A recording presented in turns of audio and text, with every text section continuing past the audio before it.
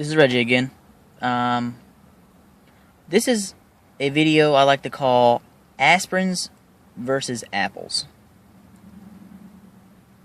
Have you ever talked to somebody that was having financial problems, which seems to be everybody, by the way, nowadays, and they said that they would rather stay at work sick than go to the doctor because they didn't have insurance or they couldn't afford to go to the doctor and pay him?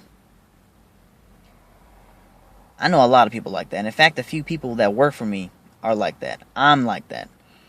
It's so expensive to pay for insurance and never use it than to have it, get sick, and still have to pay when you go to the doctor.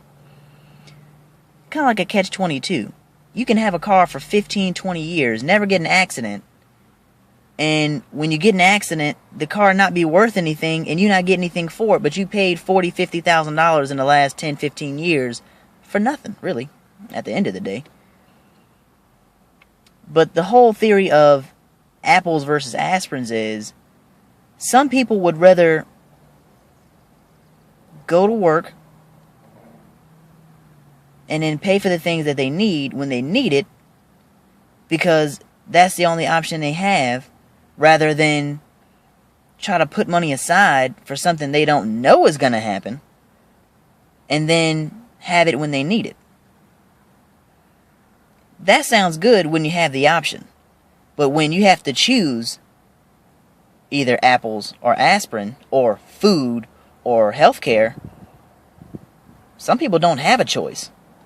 If you're an older person living on Social Security, Medicaid, whatever, what have you, and your medicine has just now gone up from $4 generic to now $164 for a bottle of 15 pills when there's 30 days in the month, and you're going to need one of those every day, not to mention the other pills that you have to take because all the other things that are in the food is making your high blood pressure go up and your cholesterol, and you still have diabetes, and now you've got arthritis, but the cancer that's eating away at your lungs is, it still requires medication too, but that's another story.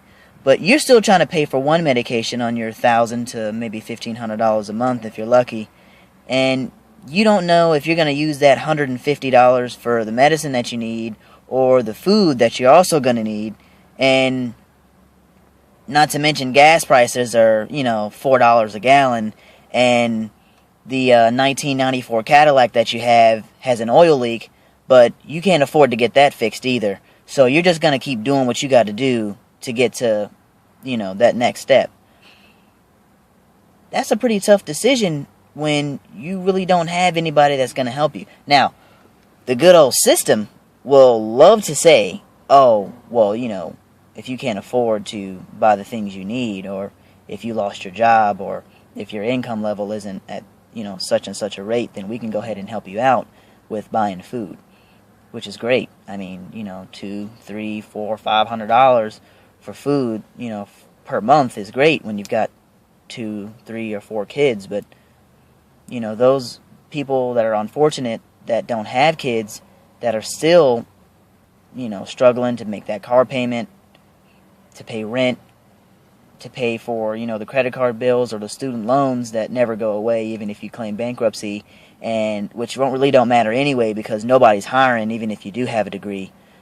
It's still tough for them too, but because they don't have any kids, they can't get food stamps, and they can't get welfare, and they can't get that kind of help because they don't have any dependents. So what do? I ask myself that question sometimes, and I ask other people what they do because they're in that situation. And a lot of times they say they're just struggling like the rest of us. Barely making it. Some people can't afford to go out and go to the movies and pay $10 per person if you're lucky in some small cities where it's just $10 per person. And then you're still going to have to buy a $4 drink or something like that so that you don't die of dehydration while you're watching a 2.5-hour movie to, just pass the time. But it just gets difficult sometimes for us out there. But the real question is, what's What's going to happen when there's only a few people that have jobs and so many more people don't have these jobs, but they still have, needs that need to be met? What's funny is, it seems like no matter who we have as president, they keep saying that they're going to be creating these jobs, they're going to be doing more things, but what happened to the jobs that are no more? Those jobs are gone. Those jobs are never coming back. Those are people that aren't even claimed on the unemployment rate because those jobs have been gone for so long, they're just not even counted anymore.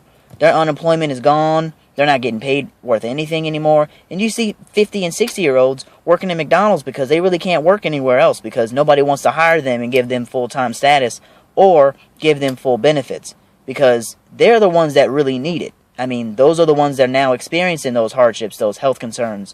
Those are the ones that probably still need to make that mortgage payment for the last 5 to 10 years because, good old Freddie Mac and Fannie Mae has given them a $200,000 or $300,000 loan when they were making $60,000 to $80,000 a year, but they're not making that money anymore because that job closed up. So, how are they going to make it? How are the people that are going to school getting those, $60,000 to $80,000 student loans, and they're getting that bachelor's degree that you said was so important, and now that they have it, they don't have a job to go to, and they're still working at McDonald's like they've been doing since they were 16, and, the job that you promised them was going to be out there for them is no longer. What are they going to do? What am I going to do? Somebody tell me that.